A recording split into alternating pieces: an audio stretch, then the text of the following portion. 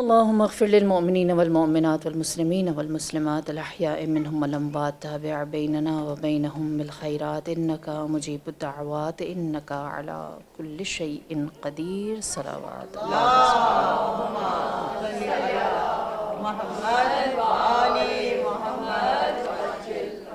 أعوذ بالله من الشيطان الرجيم بسم الله الرحمن الرحيم الحمد لله الذي لا يحصي نعماه العادون ولا يؤدي حقه المجتهدون الذي ليس لصفته حد محدود ولا نعت موجود ولا أجل ممدود فطر الخلائق بقدرته ونشر الرياح برحمته.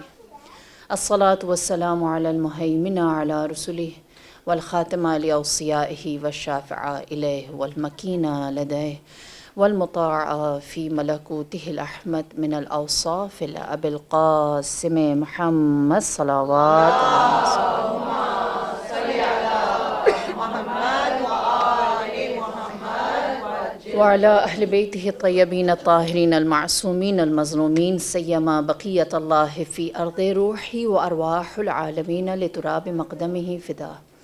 أما بعد فقد قال الله تبارك وتعالى في القرآن المجيد بسم الله الرحمن الرحيم اقترب للناس حسابهم وهم عنها معرضون صلوات اللهم صل على محمد وآل محمد وعجل فرجهم. پروردگار عالم انسان کو کسی بھی بلا یا مصیبت میں ایسے نہیں ڈالتا کہ اللہ نے انسان تک اس خبر کو یا اس خطرے کو یا اس سے بچنے کے راستے کو واضح نہ کیا ہو. ہاں، پروردگار عالم نے انسان کو پہلے اپنی نعمتیں بھی بتائیں، دشمن سے بھی آشنا کیا، اس سے بچنے کے لیے عقل سلیم بھی دی، فطرت پاک بھی دی، اور پھر اس کے بعد کہا کہ اب ہم نے تمہیں فیصلے کا اختیار دے دیا، اپنی مرضی سے جس چیز کو چاہو چنو، جس جانب جانا. انا ہدیناہ السبیل اما شاکرن اما کفورا. ہم نے تو راستہ واضح کر دیا، کوئی شک و شبہ کی گنجائش نہیں چھوڑی. ہاں، اختیار جو ہے وہ صاحب قدرت نے انسان کو دے دیا کہ چاہو تو عقل سلیم کے ساتھ رسول باطنی کے ساتھ جاؤ، چاہو تو نفس امارہ کی پیروی کرو اور اپنے بڑے دشمن کی پیروی کرو، یعنی شیطان کے وسوسوں کی. یہ اختیار اللہ نے انسان کو دے دیا. اسی لیے خداوند کریم قرآن میں انسان کو 35 دفعہ یہ کہتا ہے کہ تو غفلت میں مبتلا ہے. ہاں، اقترب للناس الساعہ، ایک گھڑی ہے جو ناس یعنی لوگوں کے قریب آ گئی ہے، نزدیک آ گئی ہے.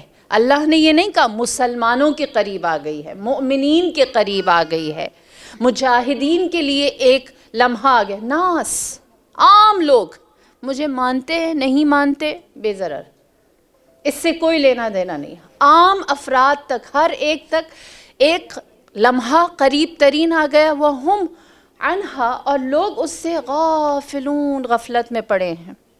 غفلت سے مراد میں نے آپ کو کل بتایا نہ بے خبری ہے، غفلت سے مراد جہالت بھی نہیں ہے، غفلت سے مراد انسان کا اللہ کی مرضی کے خلاف چلنا بھی نہیں ہے. غفلت یعنی ساری باتوں کا علم ہوتے ہوئے انسان لاپرواہ ہو جائے، بے اعتنا ہو جائے. جانتا سب کچھ ہے لیکن جو جانتا ہے اس کی پرواہ نہ کرے، بے توجہی. اگر ہم غفلت کو صحیح سے سمجھنے کے لیے اس کو اپوزٹ دیکھیں کہ کیا ہے تو وہ ہے تفکر، تدبر. ہاں، خدا قرآن میں اسی لیے کہتا ہے افلا یتفکرون، کیا تم سوچتے نہیں ہو؟ افلا یتدبرون، کیا تم تدبر نہیں کرتے، توجہ نہیں دیتے، غور و غوض نہیں کرتے، جو چیز تمہیں نظر آ رہی ہے اس کے مطابق سوچ سمجھ کر نہیں چلتے. عاقل کی، مومن کی نشانی کیا ہے؟ وہ نتیجے کو دیکھ کر کام کرتا ہے. ہاں، جو مومن ہے وہ کبھی چوری نہیں کرے گا. کیوں؟ وہ نتیجہ سوچے گا، اس کا نتیجہ کیا نکلے گا؟ دنیا میں رسوائی، آخرت میں عذاب. نہیں کرے گا. لیکن جو انسان غافل ہے وہ کیا سوچے گا؟ ابھی تو وقت اچھا کٹ رہا ہے نا، تو چوری کر لیتے ہیں. لہٰذا جو چیز غفلت ہے وہ ہے بے اعتنائی. اور دوسری جو غفلت کی ڈیفینیشن ہے وہ یہ کہ انسان کے پاس بہت ساری کیپیبلٹیز ہونے کے باوجود وہ اسے استعمال نہ کرے. اس کے پاس خزانہ ہو لیکن وہ اسے مصرف میں لے کر نہ آئے, اس سے فائدہ نہ اٹھائے. اسے کہتے ہیں غفلت. ہر انسان غافل ہے اگر وہ اپنے پاس موجود جسم کا صحیح فائدہ نہیں اٹھا رہا. خدا قرآن میں اتنے آسان الفاظ میں بات کرتا ہے ایک غافل کے لیے اور ایک متفکر ہونے کی دعوت کے لیے. خدا قرآن میں کیا کہتا ہے؟ لہم آذان لا یسمعون بہا لہم اعین لا یبصرون بہا لہم قلوب لا یفقہون بہا. ہم نے انہیں آنکھیں دی, دیکھتے ہی نہیں. ہم نے انہیں کان دیے, سنتے ہی نہیں. ہم نے انہیں دل دیے, سمجھتے ہی نہیں. کتنے آسان الفاظ میں اللہ نے انسان کو یہ بتایا ہے کہ تمہیں ہم نے اتنا کیپیبل بنایا, اتنا پوٹینشیل دیا, لیکن وہ سرسری سی چیزیں جو تمہارے پاس سننے, دیکھنے اور سمجھنے کی 3 میجر صلاحیتیں, تم نے انہی کو ہی استعمال نہیں کیا. اولئک کالانعام, یہ جانوروں کی طرح ہیں. آنکھ سے تو چیتا بھی دیکھتا ہے اور اپنا پیٹ بھر لیتا ہے نا. کان سے تو چمگادڑ بھی سن سن کے اپنے لیے راستہ بنا ہی لیتا ہے. بلی بھی اپنے دل کو کام میں لاتی ہے اور اپنے بچے کو پال لیتی ہے. ہاں, فرمایا اولئک کالانعام, یہ چوپایوں کی مانند ہیں, جانوروں کی مانند ہیں جو بے راہ روی سے آنکھیں بند کر کے چلتے چلے جا رہے ہیں. بل اضل, بلکہ ان سے بھی زیادہ گمراہ. ہاں, کیوں؟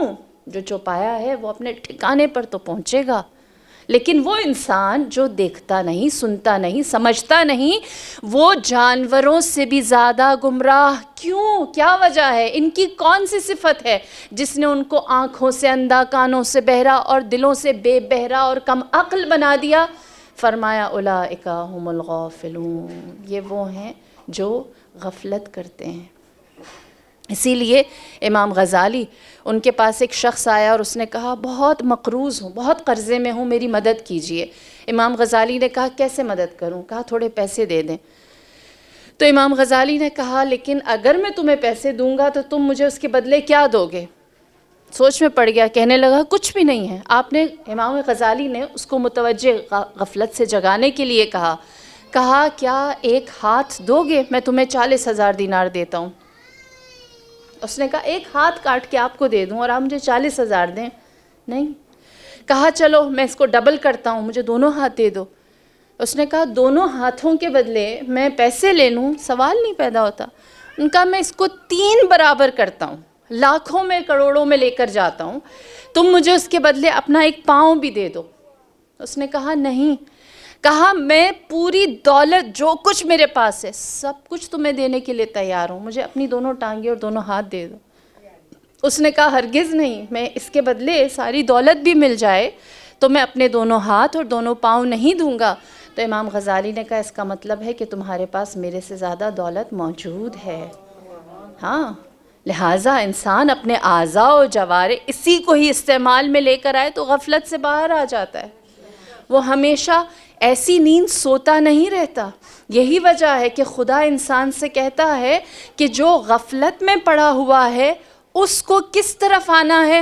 غور و فکر کی طرف, تدبر کی طرف. اور تدبر کے لیے کیا؟ قرآن ہم جب کہتے ہیں ہمیں سوچنا ہے, ہمیں توجہ دینی, کانسنٹریٹ کرنا ہے, ہمیں پونڈر کرنے کی عادت ہونی چاہیے, تو ہمیں کیا کریں؟ قرآن کہاں دعوت دیتا ہے؟ خدا کہتا ہے افلا ينظرون الى الابل كيف خلقت والى الارض كيف سطحت والى السماء كيف رفعت والى الجبال كيف نصبت. کیا تم اس اونٹ کو نہیں دیکھتے ہم نے کیسے بنایا؟ کیا تم اس زمین کو نہیں دیکھتے ہم نے اسے کیسے بچھایا؟ کیا تم اس آسمان کو نہیں دیکھتے ہم نے اسے کیسے چڑھایا؟ کیا تم ان پہاڑوں کو نہیں دیکھتے ہم نے اسے کیسے گاڑ دیا؟ غور و فکر کرنے کے لیے تمہیں بہت بڑا فلاسفر ہونے کی ضرورت نہیں ہے. انہی آنکھوں سے اگر جانور نظر آتا ہے تو اس پر غور کرو.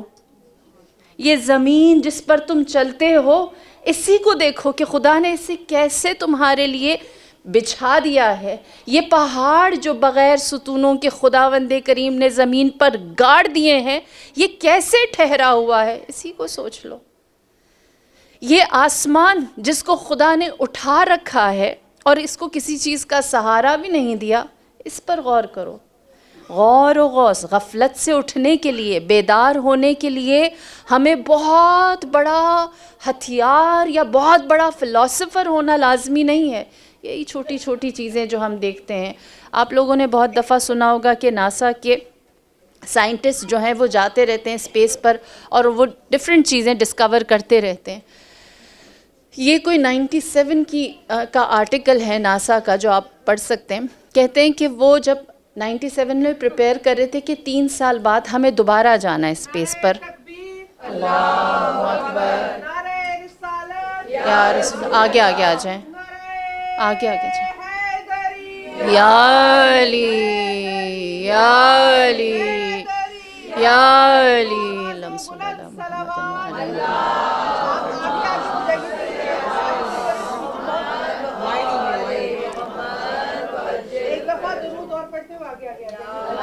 صلی علی محمد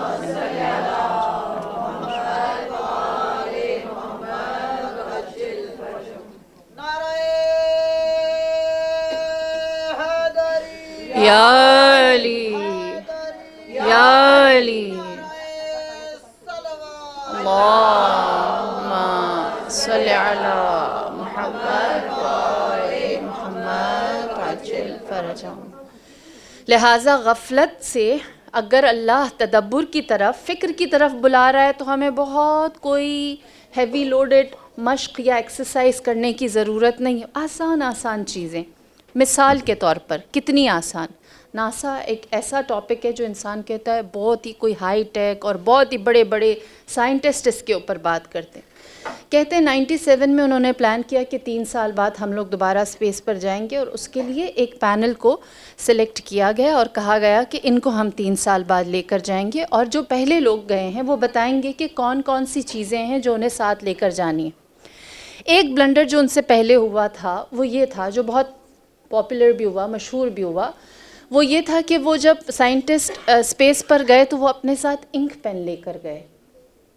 اب کیونکہ وہاں گریوٹی نہیں تھی تو جو انک پین تھا اس کی انک لکھ نہیں پائی, کیونکہ گریوٹی نہیں ہے تو ظاہر سی بات ہے وہ نہیں آئے گی, تو وہاں کچھ نوٹ نہیں کر سکے. تو انہوں نے سوچا کہ 3 سال ہمارے پاس ٹائم ہے اور ہمیں ایک ایسا پین بنانا ہے کہ جو گریوٹی کے نہ ہوتے ہوئے اس کی انک کام کر سکے. لہٰذا یہ بھی ایک اس میں شامل تھا. 3 سال کے بعد جب پینل کو بلایا گیا, ایک رشین سائنٹسٹ ہے وہ بھی اس کا حصہ تھا, مجھے نام یاد نہیں, اس سے کہا گیا, ساری بریفنگ جب دی جاتی ہے بتایا گیا کہ لاسٹ ٹائم جب ہم گئے تھے یہ ہوا تو ہم نے نیا پین بنایا ہے. تو رشین سائنٹسٹ نے کہا کہ آپ لوگ وہ پین لے جائیں, میں تو پینسل لے کر جاؤں گا. تفکر کرنے کے لیے بہت بڑا سائنٹسٹ ہونا ضروری نہیں ہوتا. آپ کو حقیقت تک پہنچنے کے لیے کبھی کچھ چیزیں آپ کے سامنے کھلی پڑی ہوتی ہیں. ہم اگر کھلی ہوئی آنکھوں سے ان کو دیکھیں, ہاں اس کو مشاہدے میں لائیں, آپ کو بہت زیادہ محنت بھی نہیں کرنی ہوتی. آپ لوگوں نے نام سنا ہوگا, ایک بہت مشہور تاریخ دان گزرے, وہ لکھتے ہیں کہ میں ایک دفعہ سفر کر رہا تھا اور ایک چکی پیسنے والے کی جھونپڑی میں آ کر میں نے پڑاؤ ڈالا. جب رات ہوئی تو میں وہاں ٹھہرا اس کے پاس. میں نے اس سے کہا میں باہر سوؤں گا, آج موسم اچھا ہے. تو اس چکی والے نے کہا آج باہر نہ سوئیں کیونکہ بارش ہونے والی ہے.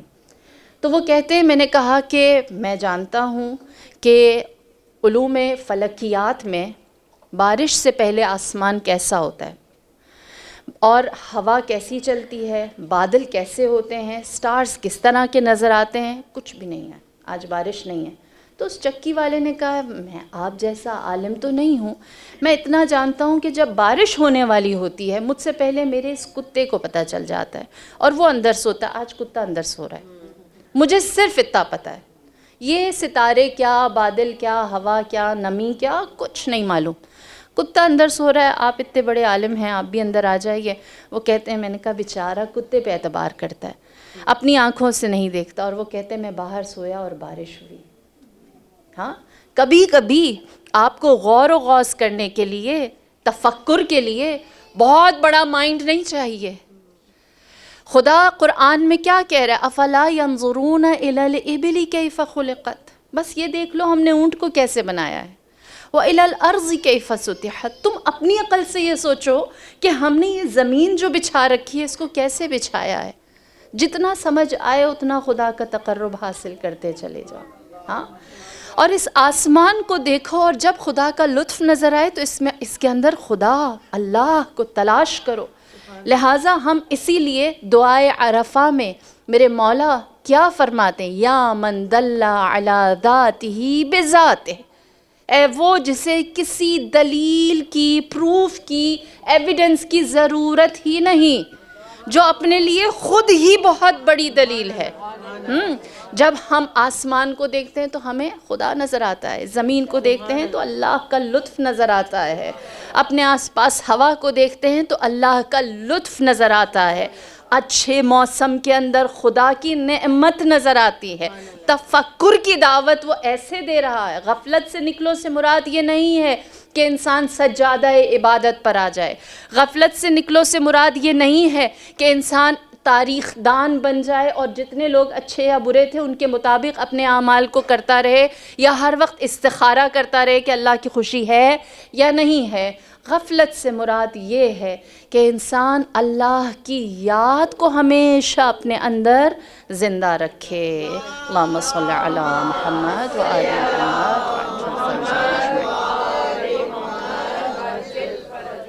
یہ پہلی چیز۔ دوسری چیز، جب انسان یہ دیکھ لیتا ہے کہ میں غافل ہوں، یا کہیں نہ کہیں ہم خود اپنے یہ دن تو ایسے ہیں نا کہ اپنے گریبان میں جھانک ہی لیتے ہیں تنہائی میں کہ ہم مولا کو کتنا خوش کر رہے ہیں۔ جب ہم دیکھتے ہیں کہ ہم کسی میدان میں کہیں پر غافل ہیں، ہم نے اللہ کو بھلا کر اپنی خوشیاں منائیں۔ غم میں تو ہم سب کو اللہ بھی یاد رہتا ہے، مولا کا بھی تذکرہ ہوتا ہے۔ خوشی ہوتی ہے تو خوشی میں ہم اللہ کے لیے دروازے بند کر دیتے ہیں، اور ہمارا موڈ آف ہو جاتا ہے جب کوئی خوشی کے دوران سیلیبریشنز میں کہے کہ اللہ کو یاد کرو۔ کہتے کوئی برا وقت تو نہیں آ گیا کہ ہم اللہ کو یاد کریں؟ ہاں، تو انسان اب بیٹھ کر سوچتا ہے اس فرش پر کہ ہم نے کہاں کہاں کتنی خطائیں کی، تو یقینی سی بات ہے وہ خدا جو ہمیں بیداری کی طرف غفلت سے نکال رہا ہے، علاج کی طرف لا رہا ہے، اس نے اپنے ذکر میں، اپنی کتاب میں ایک غافل کے لیے بہترین راستہ کیا ہے وہ بھی بتایا ہے۔ نہج البلاغہ کے خطبہ نمبر 174، آپ لوگوں کو وقت ملے ضرور اس کا ترجمہ پڑھیں۔ یوزلی ہم لوگ جب نہج البلاغہ کہتے ہیں تو ہم یہ سمجھتے ہیں کہ بہت مشکل کتاب ہوگی نا، ہمارے ذہنوں میں یہی بات آتی ہے کہ ہم اتنی مشکل عربی کیسے پڑھیں؟ تو آپ عربی نہ پڑھیں، اللہ کو اردو آتی ہے، وہ اردو اللہ سمجھتا ہے، لہٰذا وہ اپنے خطبے میں میرے مولا فرماتے ہیں آپ ضرور اس کا اور اس کا ٹاپک کیا ہے؟ رسول خدا کے اوصاف، امیر المؤمنین کے زبانی۔ آپ فرماتے ہیں کہ رسول اللہ کو اللہ نے دوا بنایا ہے، علاج بنایا ہے۔ اللہ نے اپنے رسول کو طبیب بنایا ہے، شفا بنایا ہے اس دل کے لیے جس میں غفلت ہے۔ اللہ اکبر۔ امام جعفر صادق علیہ الصلاۃ والسلام، اللہم صلی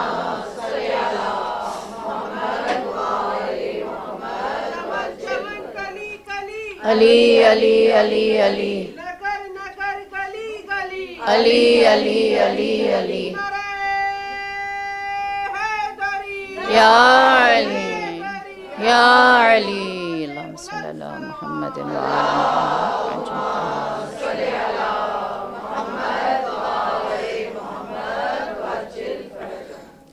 آپ فرماتے ہیں کہ پروردگار عالم نے ہمارے وجود کو تمہارے لیے لطف اور ہمارے کلام کو تمہاری سوتی ہوئی روحوں کے لیے زندگی بنایا ہے۔ ہاں، یہ تمہیں جلا حیات بخشتی ہیں، لہٰذا ذکر اہل البیت علیہم السلام انسان کو غفلت سے نکالنے کا راستہ ہے. ہاں، جو ذکر اہل البیت میں رہتا ہے اس کا دل کبھی بھی زنگ آلود یا غافل نہیں ہوتا. اور ذکر اہل البیت ہمارے درمیان دو صورتوں میں زندہ ہے. ایک سیرت ائمہ، جو آپ کی بایوگرافی، لائف لائن جس طرح کی بھی چلتی رہی، جو کسی نے جنگ کی، کسی نے صلح کی، کسی نے خاموشی کی، کسی نے سفر کیا، کسی نے ہجرت کی، کوئی اپنے وطن میں رہا. اور کچھ جو سیرت کے علاوہ دوسرا راستہ ہے وہ ہے ان کے اقوال، احادیث اور ان کے بیانات. ہاں، یہ دو چیزیں ہیں جو ہمیں اہل البیت کے قریب کر سکتی ہیں.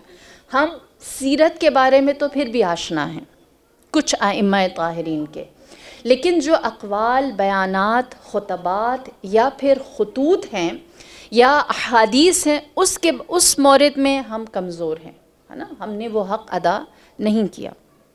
سیرت کی طرف آئیں تو سیرت ہمیں کیسے بیدار کرتی ہے، ہماری زندگیوں میں کیسے حیات بخشتی ہے. میری جان قربان، رسول اللہ پر آپ کی اللہم صلی علی محمد و آل محمد وعجل فرجهم اجمعین. ایک چھوٹی سی مثال، روایت کہتی ہے کہ ایک بدو تھا جو اپنے بدو قبیلے کا سردار تھا. وہ ہمیشہ جب بھی مکہ آتا یا مدینہ نبی سے ملاقات کرتا تو ایک بات کہتا، نعوذ باللہ، کہتا محمد تمہارا خون میرے ہاتھ ہوگا، تمہارا قاتل میں ہوں. ہمیشہ رسول اللہ کو یہ کہتا. یہاں تک کہ جب جنگ احزاب ہوئی، وہ اس جنگ احزاب میں شریک تھا جس میں بہت سارے قبائل تھے. آپ جانتے ہیں نتیجہ یہ نکلا، مسلمان غالب ہوئے. جب سب رسول اللہ غالب ہوئے اور اس میں وہ قبیلہ جو پکڑا گیا اس میں اس کا قبیلہ بھی تھا، اور یہ خود بھی قیدی بن کر نبی کے سامنے لایا گیا. لہٰذا رسول اللہ نے اس سے سوال کیا اور کہا کہ تم تو کہتے تھے تم میرے قاتل ہوگے، آج تم مغلوب ہو اور میں غالب ہوں، بتاؤ میں تمہارے ساتھ کیا کروں. کہنے لگا فیصلہ آپ کا ہے، آپ کے پاس طاقت ہے، جو کرنا چاہیں آپ کر سکتے ہیں. رسول اللہ نے فرمایا میں چاہوں تو تمہیں یہیں پر مار دوں. اس نے کہا اگر آپ نے مجھے مار دیا، میری جان لے لی، میں ہمیشہ آپ کو کہتا تھا میں آپ کو ماروں گا، اور آپ بدلہ لے لیا، تو آپ نے کسی چھوٹے بندے کو نہیں مارا. آپ کی شان پھر بھی رہے گی کہ آپ نے قبیلے کے سردار کو مارا. مار سکتے ہیں، مار دیجئے. رسول اللہ نے فرمایا میرے پاس دوسرا راستہ ہے کہ میں تمہارا خون بہا لے لوں، جان کی قیمت لے لوں. تو اس نے کہا یہ بھی گھاٹے کا سودا نہیں، اگر آپ میری خون کی قیمت مانگیں گے تو میرا قبیلہ ایک بہت اچھی قیمت ادا کرے گا، آپ کو اس میں بھی فائدہ رہے گا. رسول اللہ نے فرمایا البتہ میری نظر میں ایک تیسرا راستہ ہے. اس نے کہا وہ کیا؟ آپ نے فرمایا میں تمہیں معاف کر دوں. اس نے کہا کہ اگر آپ نے یہ کیا تو آپ نے مجھے خرید لیا اور آپ میرے محسن ہو گئے، اور میں آپ کا یہ احسان جب تک زندہ ہوں بھلا نہیں سکوں گا. آپ نے فرمایا لہٰذا جو تو نے کیا میں نے اسے بھلا دیا اور آج میں نے تجھے معاف کیا. محمد صلی علی محمد و آل محمد وعجل فرجهم اجمعین.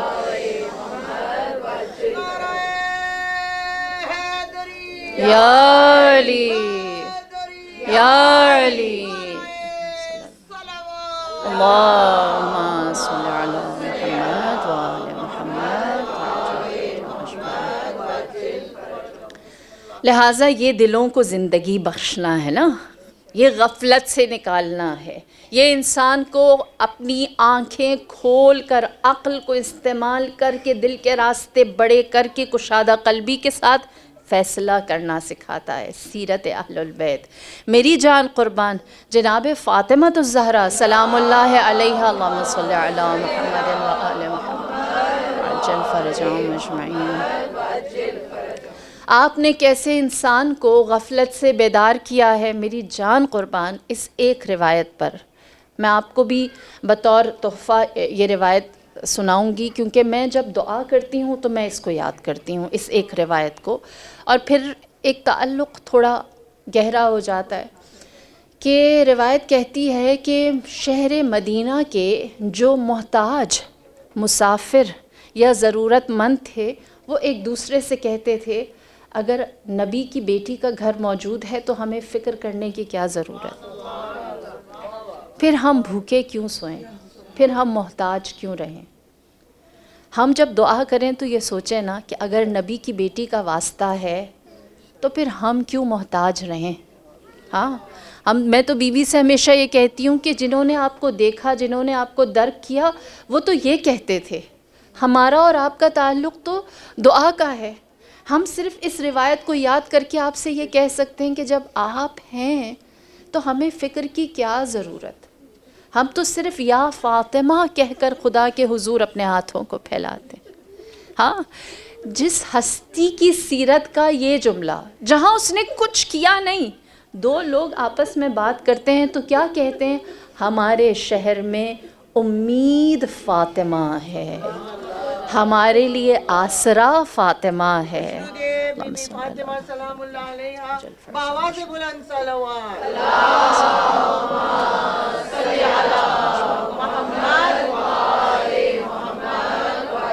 خاتہ بطول قلب رسول سیدہ طاہرہ عابدہ ام ابیہا غیر مولمہ فخر حوا آسیہ سارہ بے مریم شک، ہاجرہ بے حضرت شک، فاطمہ بے شک۔ الزہرا پہ بآواز بلند صلوات۔ اللہم صلی علی محمد وآل محمد۔ اس ذات کا کردار پورے معاشرے میں ایسا ہے کہ جو محتاج ہے، ضرورت مند ہے، وہ تو اپنی جگہ، لیکن تاریخ آگے کیا روایت نقل کرتی ہے کہ ایک ضرورت مند دوسرے ضرورت مند سے یہ کہتا ہے کہ میری اور تیری بھوک فاطمہ کو اتنی عزیز ہے کہ وہ اپنے گلے کا ہار بیچ دیتی ہے، لیکن ہمیں بھوکا نہیں چھوڑتی۔ وہ اپنے سر کی چادر بیچ دیتی ہے، لیکن وہ ہمیں محتاج نہیں چھوڑتی۔ دیکھیے کیسے انسان غفلت سے نکلتا ہے، کیسے اپنے آپ کو اہل البیت سے جوڑ کر وہ اس دنیا کی حقیقتوں کو دیکھنا چاہتا ہے، اور اس کے معیارات کتنے بڑھ جاتے ہیں کہ فداکاری تو فداکاری، ایثار تو ایثار، اپنی زینت کو بھی اگر کوئی دے دے تو وہ پورے معاشرے میں کیسا انقلاب بپا کر سکتا ہے۔ اس کی قیادت پردے میں ہونے کے باوجود، اس ہستی کو ہزار آنکھوں سے دور رہنے کے باوجود بھی لوگ فیضیاب ہو رہے ہیں، ہاں، لوگ فائدہ اٹھا رہے ہیں، لوگ ذکر کر رہے ہیں تو کس عظمت و بزرگواری کے ساتھ۔ لہٰذا تیسری ہستی، میری جان قربان، امیر المؤمنین مولا الموحدین پر اللہم صلی علی محمد و آل محمد وعجل فرجہم اجمعین۔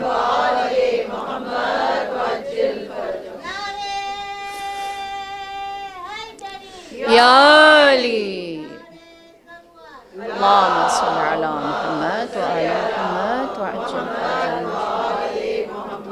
وعجل فرجہم۔ روایت مشہور ہے لیکن صرف ایک یاد دہانی کے لیے بیان کرتی چلوں کہ 21 رمضان امیر المؤمنین کو اللہ کے حوالے کرنے کے بعد جب امام حسن و امام حسین پلٹے تو انہوں نے دیکھا کہ ان کے بابا کا سب سے زیادہ وقت گزرتا کہاں تھا، کیسے لوگوں کے ساتھ۔ غفلت سے جاگنا ہے نا، تو ہمیں اہل بیت کی سیرت کا یہ حصہ دیکھنا ہے کہ وہ دیکھتے ہیں کہ ایک صحرا میں تنہا بیٹھا ہے ایک نابینا جو اپنے دوست کو یاد کر رہا ہے، اللہ اکبر، جو اپنے دوست کو یاد کر رہا ہے اور کہہ رہا ہے کہ وہ 3 دن سے آیا نہیں، اور جب اس سے پوچھا جاتا ہے کہ تیرے دوست کا نام کیا ہے تو اس نے بتایا کہ وہ میرے ساتھ بیٹھ کر کہتا تھا ایک غریب غریب کے ساتھ بیٹھا ہے، ایک محتاج محتاج کے ساتھ بیٹھا، جیسا میں غریب و محتاج تھا جانے والا بھی میرے جیسا غریب و محتاج تھا۔ ہماری جانیں قربان، ایسے غفلت سے بیدار کیا ہے کہ کس دنیا میں کھوئے ہوئے ہو۔ وہ معجز نما ہستی جس کے ہاتھ میں اللہ نے ایسا اعجاز دیا ہے، جو اپنے ہاتھ سے کنکر کو تسبیح کرنے کا حکم دے تو وہ تسبیح کرے، جس کی جنبش سے سورج پلٹ آئے، جس کی قدرت ایسی ہے کہ کسی کے تن پر پہنے ہوئے کپڑے کلمہ کہنے لگ جائیں، وہ ہستی، اس کا تعارف کوئی کیا کرتا ہے؟ جیسا میں غریب ویسا وہ غریب تھا، جیسا میں محتاج ویسا وہ محتاج تھا۔ ہاں، سیرت امیر المؤمنین ہمیں کیا بتاتی ہے؟ تم کہاں کھوئے ہوئے ہو، تم کن چیزوں کو حاصل کرنے میں لگے ہو، تمہارے معیارات کیسے ہیں، تمہاری ویلیوز کیا ہیں، تم کس کو کامیابی اور کس کو ناکامی سمجھتے ہو، تمہارے نزدیک اچھائی کیا ہے، برائی کیا ہے، اچھائی کو کرتے ہوئے الفاظ کیا بولتے ہو، یا نمائش کیسی کرتے ہو، یا کس چیز کو اچھائی کہہ کر چھپاتے ہو۔ ہاں، یہ سیرت ہے جو ہمیں غفلت سے نکالتی ہے۔ اور میری جان قربان امام حسن مجتبیٰ ذات پاک اللہم صلی علی محمد و آل محمد وعجل فرجہم اجمعین۔ تاریخ گواہ کہ میرے مولا امام حسن اپنے چند ساتھیوں کے ساتھ حج کرنے کے لیے تشریف لے جا رہے تھے۔ دوران حج ایک جگہ پڑاؤ ڈالا، وہاں ایک چھوٹی سی جھونپڑی تھی ایک خاتون کی، اس کے پاس ایک ہی جانور تھا، اس نے وہ ذبح کیا اور امام اور ان کے قافلے والوں کو وہ کھلایا۔ امام نے شکریہ ادا کیا اور اپنا پتہ دیتے ہوئے بتایا کہ ہم مدینے کے رہنے والے ہیں، ایام حج کے بعد مدینہ آنا، ہم تمہاری خدمت کریں گے۔ روایت کہتی ہے کہ کچھ عرصے بعد اس خاتون نے مدینے میں آنے کا ارادہ کیا۔ جب آئی تو مختلف لوگوں سے جو اس قافلے میں موجود تھے سب سے ملاقات کی، کسی نے 10 بھیڑیں دی، کسی نے ہدیے دیے، کسی نے چادر دی، کسی نے تحفہ دیا کہ ہم اس کے پاس گئے تھے، اس نے ہمیں کھانا کھلایا تھا۔ روایت کہتی ہے کہ جب وہ امام حسن کے پاس پہنچی تو بہت خوش تھی، بہت خوش کہ میں نے آپ لوگوں کو، آپ کے قافلے والے اتنے اچھے لوگ ہیں کہ میں نے سب کو ایک وقت کھانا کھلایا تھا، اب میں سب کے پاس آئی ہوں تو سب نے لاد لاد کے تحفے مجھے دیے۔ امام نے فرمایا البتہ میں نے تمہاری کوئی خدمت نہیں کی۔ اس نے کہا کہ آپ اپنے مطابق جو دینا چاہیں، میری تو زندگی بدل گئی۔ آپ نے سوال کیا اپنے غلام سے کہ میرے پاس کتنے مویشی ہیں؟ بتایا گیا اتنے گھوڑے ہیں، اتنے اونٹ ہیں، اتنی بھیڑ بکریاں ہیں، اتنے گاؤ ہیں اور اتنے جانور موجود ہیں۔ آپ نے فرمایا سب رہا کرو، پورا ریوڑ تیار کرو اور اس خاتون کے ہمراہ کر دو۔ امام حسن مجتبیٰ کا سخا، جود بے مثال، مدینے نے کئی بار ایسے مناظر دیکھے۔ جب سب رہا کر کے اس خاتون کے ساتھ کرنے کی بات کی گئی تو غلام حیران ہوا اور کہنے لگا مولا، ایک خاتون کے لیے جو ایک جھونپڑے میں رہتی ہے یہ بہت زیادہ ہے، شاید یہ سنبھال نہ سکے، اتنا نہ عطا کیجیے۔ خاتون پاؤں پر آ کر گر گئی۔ میں نے سنا تھا رسول زادے صاحب سخا ہوتے ہیں لیکن اتنا عطا کر رہے ہیں۔ آپ نے کیا جواب دیا؟ دیکھیے ہمارے معیارات، ہم جب اٹھیں بیداری کی طرف، سنت سے اہل بیت کی طرف آئیں، آپ نے فرمایا اے خاتون تیرے پاس ایک ہی جانور تھا، وہی تیری کل دولت تھا، تو نے وہ پورا ایک جانور ہمارے لیے کر دیا، جو تیرے پاس تھا تو نے ہمیں دیا، اور اب جو میرے پاس ہے وہ سب میں تمہیں دینے کے لیے تیار ہوں۔ سبحان اللہ، سبحان اللہ، یہ کمال ہے۔ ہم کس چیز کو نیکی کا بدل نیکی کہہ رہے ہیں؟ ہم اچھائی کے جواب میں اچھائی کرنا کس مقام پر جا کر خود کو اچھا ثابت کرنے کی کوشش کر رہے ہیں؟ ہم کس طرح سے چیزوں کو تولتے ہیں، ناپتے ہیں؟ جب کوئی دوسرا کرے تو اس کے لیے میزان ہم نے اسکیل کیا رکھا ہے اور اپنے لیے کیا رکھا ہے؟ امام حسن کی سیرت ہماری اخلاقیات کو کس معیار پر لے کر جاتی ہے، کتنی آنکھیں کھول دیتی ہے۔ میری جان قربان سید الشہداء امام حسین علیہ السلام کی سیرت پاک، اللہم صلی علی محمد و آلہ۔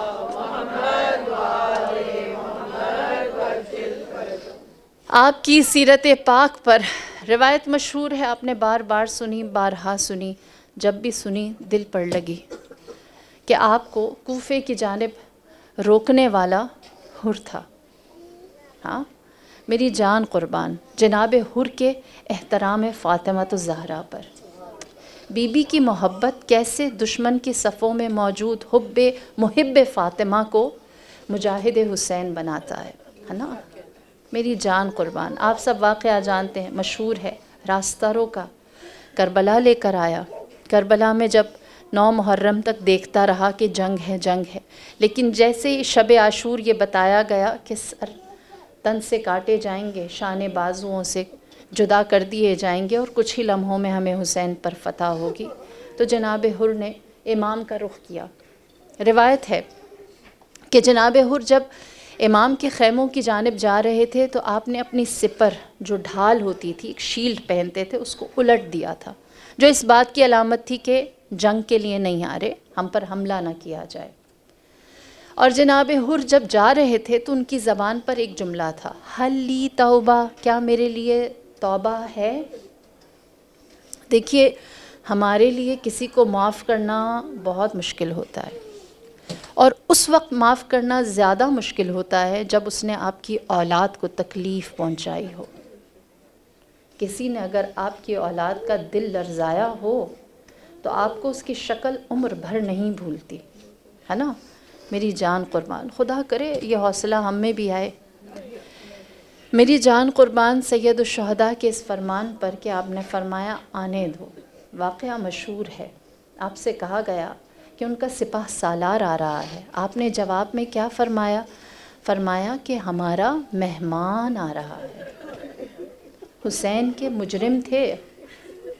جب آپ نے جناب حر نے سوال کیا کہ حلی توبہ، کیا میرے لیے توبہ ہے، تو میرے مولا نے جواب میں فرمایا کہ پروردگار ان اللہ یغفر الذنوب جمیعا، خدا ہر طرح کے گناہ معاف کرتا ہے۔ جب اللہ معاف کرتا ہے تو لہٰذا آپ نے جس کلام سے حر کا استقبال کیا، روایت کے جملے ہیں، اپنی باہیں پھیلا دیں، آگے بڑھے، ایک قدم آگے بڑھ کر حر جب گھوڑے سے اترے، اس کے ہاتھ کو تھاما، نیچے اتارا، سینے سے لگایا اور کہنے لگے تمہارا آقا غریب ہے، وہ تمہاری مہمان نوازی نہیں کر سکتا۔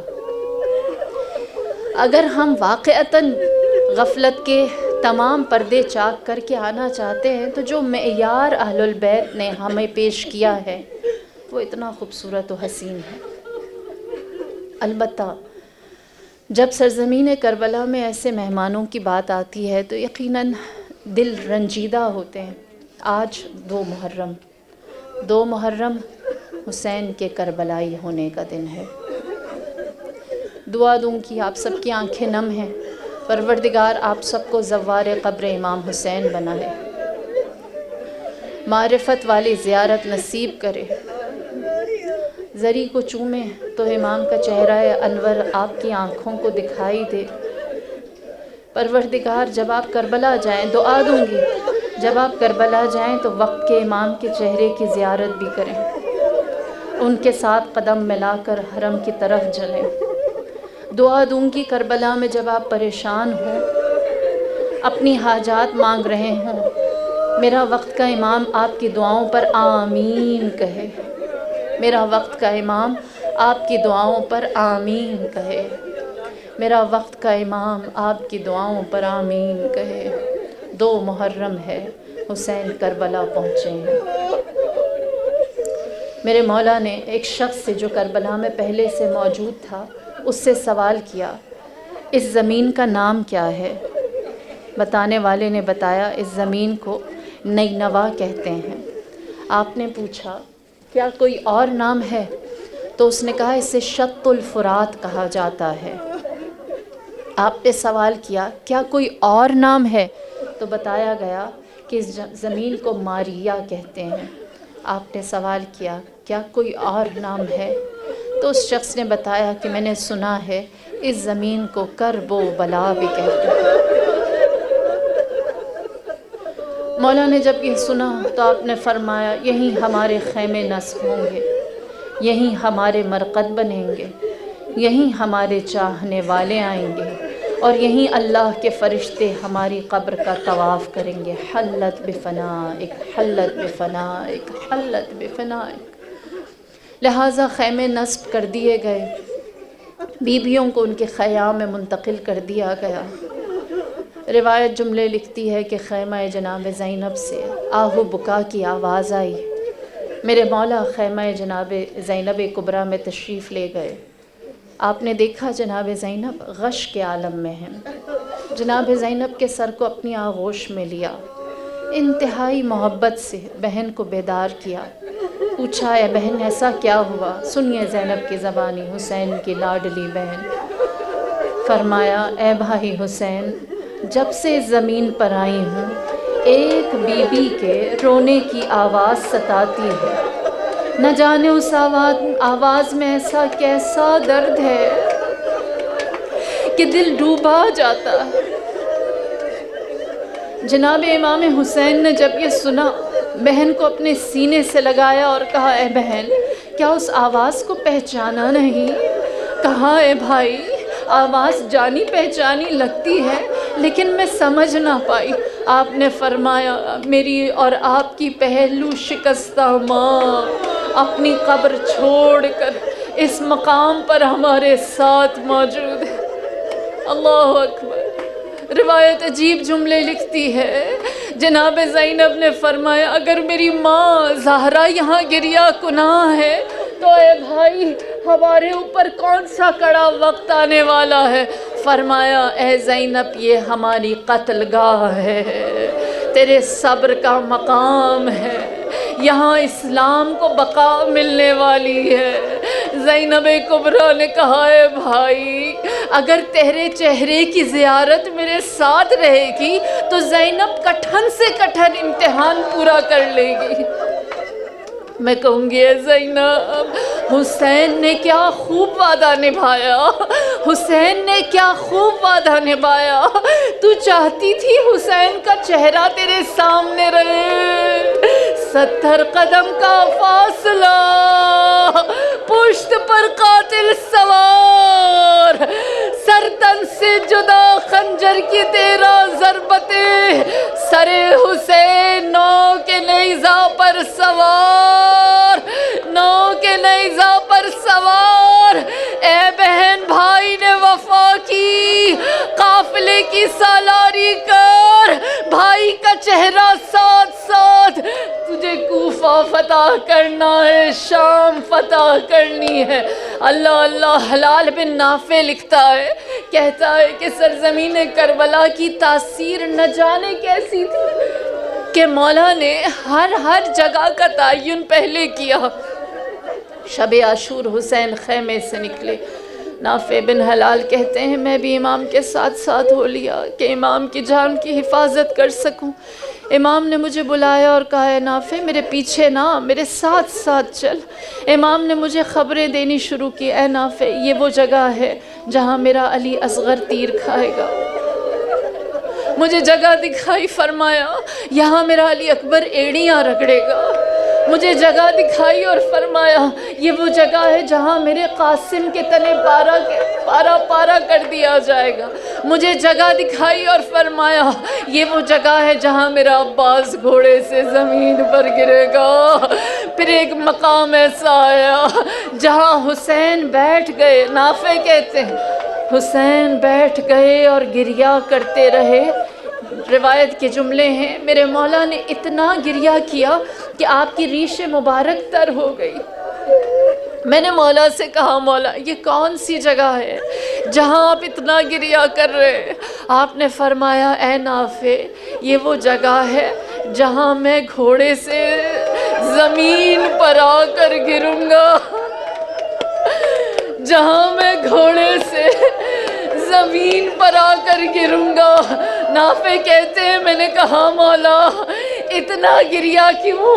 آپ علی کے بیٹے ہیں، آپ مجاہد اسلام ہیں۔ میرے مولا نے فرمایا نافع میں اپنے لیے گریہ نہیں کر رہا، ہائے میری ماں زہرا،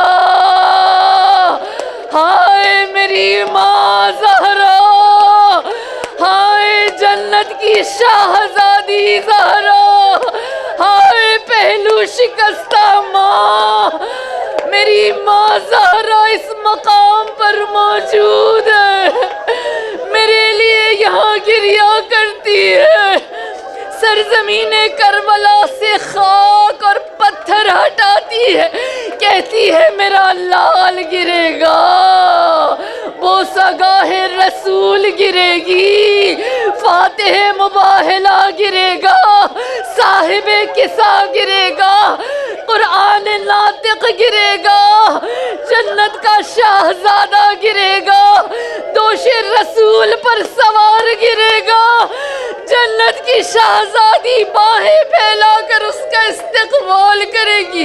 ہاں زادارو کربلائی ہونے کا دن ہے، اپنی آنکھوں کو آنسوؤں کے ساتھ رواں کیجئے۔ نہیں معلوم اگلے سال یہ فرش ملے نہ ملے۔ میری بی بی نے باہیں پھیلا رکھی ہے، میرا حسین گھوڑے سے زمین پر آئے گا، ہاتھ جوڑ کر کہوں اے فاطمہ الزہرا، نہ جانے اس مجلس میں آپ کہاں بیٹھی ہے۔ میرا سلام اس مجاہد پر جو دوڑتے ہوئے گھوڑے سے گرا، ہائے جب گرا نہ بدن زمین پر تھا نہ گھوڑے کی پشت پر تھا، دامن زہرا خالی رہا، حسین تیروں پر سوار، زہرا کا دامن منتظر۔ ہائے میرا لال گرا صحرائے کربلا میں، میرا اللہ لعنت اللہ علی القوم الظالمین۔